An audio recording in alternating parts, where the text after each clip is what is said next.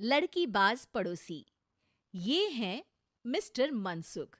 उम्र 60 साल। वैसे तो इनकी उम्र है राम नाम जपने की, पर मनसुख दिन रात अलग अलग लड़कियों का नाम जपते रहते हैं। अरे लड़की, सुन तो, तेरा नंबर क्या है? अंकल, अभी तो आपका नंबर है। अर्थी बुक कर लो अपने लिए। अरे अभी तो मैं जवान हूँ लड़की, सफेद बालों पे मत जा। मनसुख राम को लड़कियां छेड़ने की गलत आदत थी। पत्नी बहुत पहले गुजर गई थी, जिसके बाद मनसुख खुले बैल की तरह हो गए। जहां दिखी नारी वहां लाइन मारी। मनसुख राम के पड़ोसी सोनी जी के यहाँ नई बहू आई। नाम था कल्याणी। अरे वाह बेटा कल्याणी, तेरे आते ही घर में खुशी खुशी हो गई है बेटा। अरे माँ जी, जलेबी खाओ, बात मत करो, बोलने से खुशी को नजर ना लग जाए। जैसे मोहल्ले की हर लड़की पे मनसुख की नजर थी, वो कल्याणी को भी बुरी नजर से देखता है। एक दिन कल्याणी छत पे मिर्ची सुखाने जाती है। दूसरे छत पे खड़ा मनसुख गाना गाने लगता है। उफ उफ मिर्ची, हाय हाय मिर्ची, देखे तो तुझे लग जाए मिर्ची। कल्याणी को लगता है कि यूं ही गा रहे हैं, शौकिया तौर पर ये तो होता ही रहता है। एक दिन कल्याणी आंगन में पौधों को पानी दे रही होती है।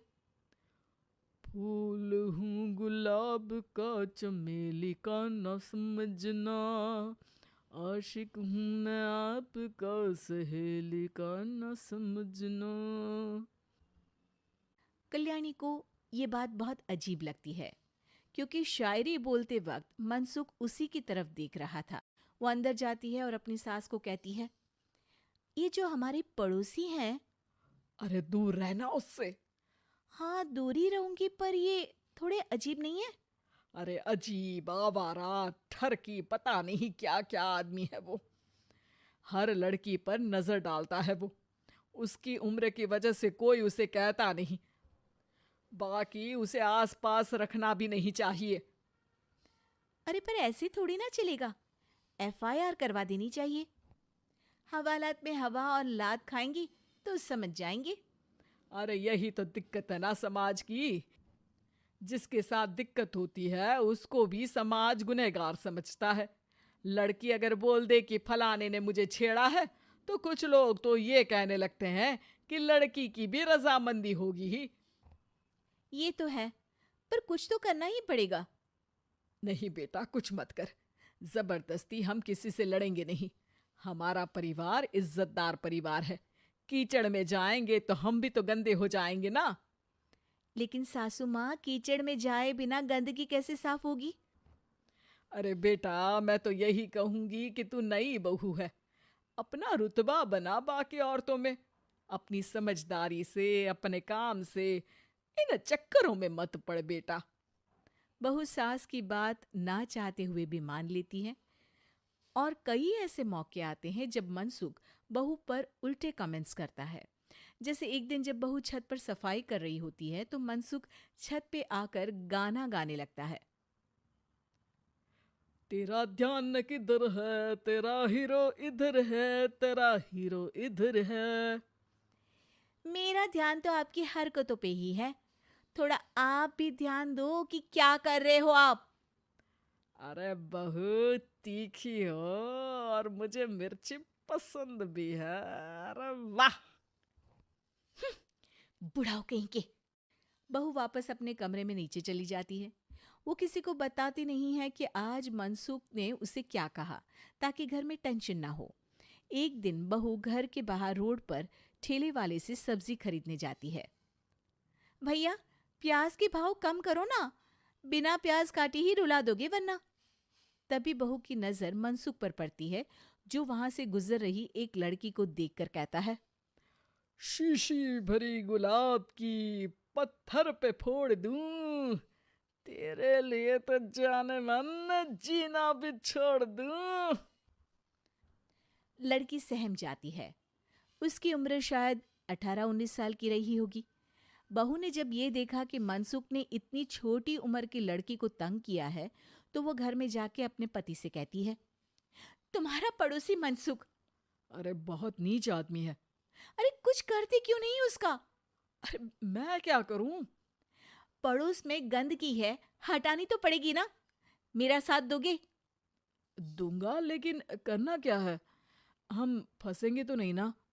डरो मत, अच्छे काम करने से डरना नहीं चाहिए। उस दिन कल्याणी अच्छे से तैयार होती है और मनसुख के घर जाती है। अरे वाह, आज तो घर में चांद उतर आया है।